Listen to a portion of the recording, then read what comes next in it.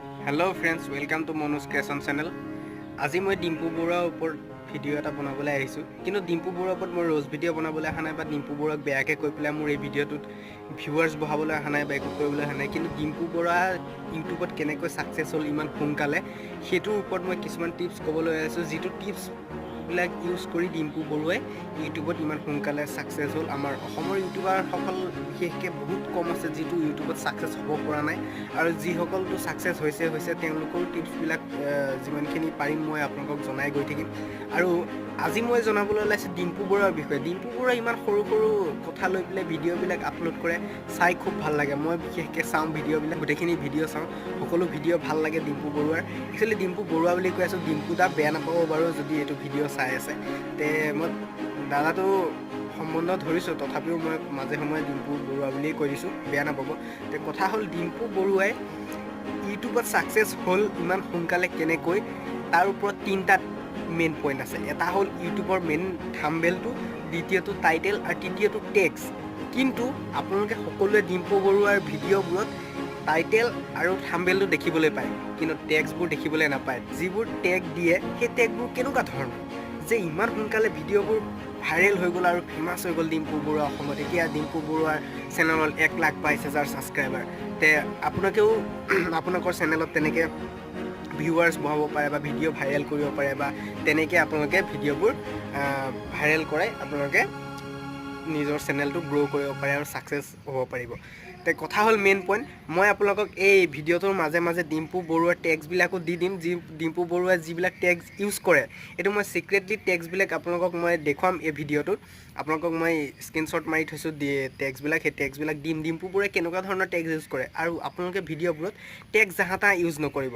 মই এই ভিডিঅ'টোৰ ওপৰত কালিও এটা ভিডিঅ' আপলোড কৰিছোঁ, আৰু এই ভিডিঅ'টো এইটো কাৰণেই মই বনাইছোঁ যে আমাৰ মেইন তিনিটা পইণ্ট হ'ল টেগ, টাইটেল, থাম্বনেইল। এই তিনিটাৰ কাৰণে অসমত বহুত 100%ৰ 80% ইউটিউবাৰ এতিয়ালৈকে ছাকসেছ হ'ব পৰা নাই, আৰু 20% যিটো ছাকসেছ হৈছে সেইটো বহুত টিপছ লগাইছে, নিজে কষ্ট কৰিছে, নিজৰ কণ্টেণ্ট ভাল বনাইছে, আৰু টেক্সবোৰ তেনেকুৱা ধৰণৰ ব্যৱহাৰ কৰিছে। একচুৱেলি কথা হ'ল ইউটিউবত ছাকসেছ হ'বৰ কাৰণে কষ্ট কৰিব লাগিব। বহুত অসমত ইউটিউবাৰ আছে যিয়ে দুই এটা ভিডিঅ' দিয়ে আৰু এনেকৈ থৈ দিয়ে। একচুৱেলি মোৰ ইউটিউবাৰো মই ছাকসেছ নহয়, মই চেষ্টা কৰি আছোঁ। একচুৱেলি চেষ্টাৰ সাধ্যে একো নাই, মই চেষ্টা কৰি গৈ আছোঁ। তে আপোনালোকৰ সহায় সহযোগিতাৰ অবিহনে মই ছাকসেছ হ'ব নোৱাৰোঁ। সেইকাৰণে মোৰ চেনেলটো আপোনালোকে ছাবস্ক্ৰাইব কৰি ল'ব। মই আপোনালোকক টেকন'লজি হওক, শিক্ষা সম্বন্ধীয় হওক, আৰু নতুন নতুন ঠাইৰ ব্লগ সম্বন্ধীয় ভিডিঅ' সকলো ধৰণৰ মই এই চেনেলটোত আপলোড কৰিম। তে আজি মই এই ডিম্পু বৰুৱাৰ ওপৰত এইটো ভিডিঅ' এইটো কাৰণেই বনালোঁ, কাৰণ ডিম্পু বৰুৱাক অসমৰ বহুত মানুহে চিনি পায়। বহুত বুলি কওঁতে এতিয়া 1,22,000 মানুহে চিনি পায় বুলি ডাইৰেক্টলি ক'লেই হ'ল, কিয়নো ডিম্পু বৰুৱাৰ চেনেলটোত ইমান সৰু সৰু টপিকবোৰৰ ওপৰত ভিডিঅ'বোৰ থাকে। সেই ভিডিঅ'বোৰ মানুহে চায়ো ভাল পায়, আৰু একদম সহজ সৰল অসমীয়া ভাষাত স্পষ্টকৈ তেওঁ দেখাই দিয়ে ভিডিঅ'বোৰ। একচুৱেলি তেওঁ অসমীয়াটো শুদ্ধকৈ ক'ব নোৱাৰে, নলবেৰীয়া কয়, তথাপিও তেখেতে চেষ্টা কৰি আছে ক'বলৈ, আৰু আগতকৈ বহুতখিনি ভাল হৈছে।